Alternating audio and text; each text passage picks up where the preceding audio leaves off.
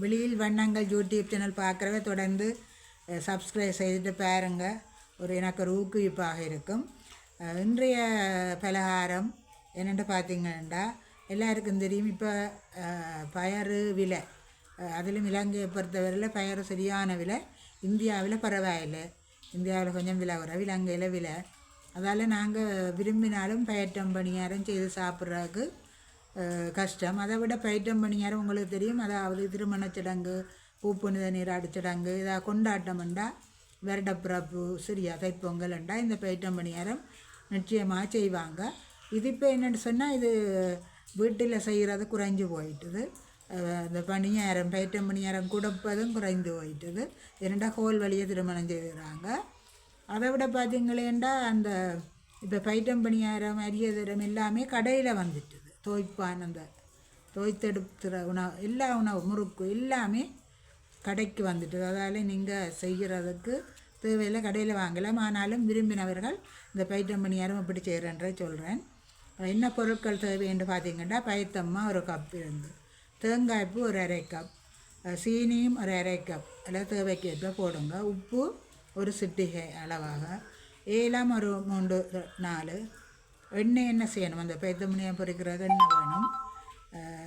மற்றது அந்த மேல் மாவுக்கு தேவைதானே, அந்த தோச்சி எடுக்கிறதுக்கு கோதுமை ஒரு அரை கப், சரியா. உப்பு அந்த மாவுக்கு போடுறதுக்கு தேவையான அளவு. இப்போ பயத்தம்மா ஒரு கப், தேங்காய்ப்பு அரை கப், சீனி அரை கப், உப்பு ஒரு சிட்டிகை, ஏலம் ஒரு 3-4, எண்ணெய் பொரிக்கிற அளவானது, கோதுமை அந்த தோய்த்தெடுக்கிற ஒரு அரை கப், மற்ற உப்பு அந்த மாவுக்கு சொட்டு போட்டு கரைக்கணும். இந்த செய்முறையை பார்த்தீங்கன்னா, முதல் நாங்கள் என்ன செய்வோம், தேங்காய் பூவை நாங்கள் வெறும் சட்டியில் போட்டு கொஞ்சம் சுவக்க மட்டும் வறுத்தெடுக்கணும், சரியா. அந்த வறுத்தெடுத்த பிறகு பயத்தம்மாவையும் வறுத்த தேங்காய் பூ இளம் சேர்த்து என்ன செய்யணும், நல்லா கிளக்கி போட்டு ஒரு கப் தண்ணீர் சீனி சேர்த்து அந்த சிறு பாத்திரத்தில் கொதிக்க விடுங்க. ஒரு கப் சீனியை போட்டு பிறகு என்ன செய்யும், அது கொஞ்சம் கொதிச்சு வர மாக்கலவையை அதுக்கு போடணும், சரியா. போட்டு கிண்டிட்டு அந்த மாக்கலவை நல்ல ஒரு பதமாக வந்த உடனே எடுத்து என்ன செய்யணும், உருட்டி பிடிக்கணும். பிடிச்சிட்டு பிடிக்கிறதுக்கு கொஞ்சம் இதாக இருந்தால் கொஞ்சம் சுடு தண்ணியும் விட்டு நாங்கள் அதை குழைத்து கொள்ளலாம். பிறகு மாக்கலவைக்கு தானே நாங்கள் போட்ட கோதுமை மாவில் நான் கரைச்சி வச்சுருப்போம் என்ன, அதில் இந்த நெல்லிக்காய் அளவு நாங்கள் உருட்டி அதை மாவுக்குள்ளே நல்லா தோயிற மாதிரி உருட்டி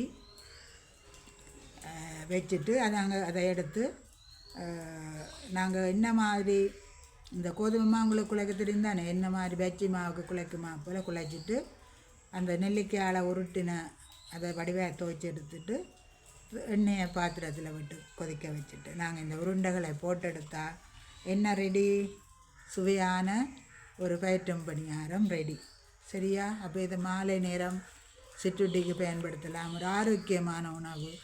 ஓகே, தேங்க்யூ ஃப்ரெண்ட்ஸ். என்னுடைய பதிவுகள் பிடிச்சிருந்தா தொடர்ந்து பாருங்கள், சப்ஸ்கிரைப் பண்ணுங்கள். சிறிய ஒரு முயற்சி தான். நன்றி, வணக்கம்.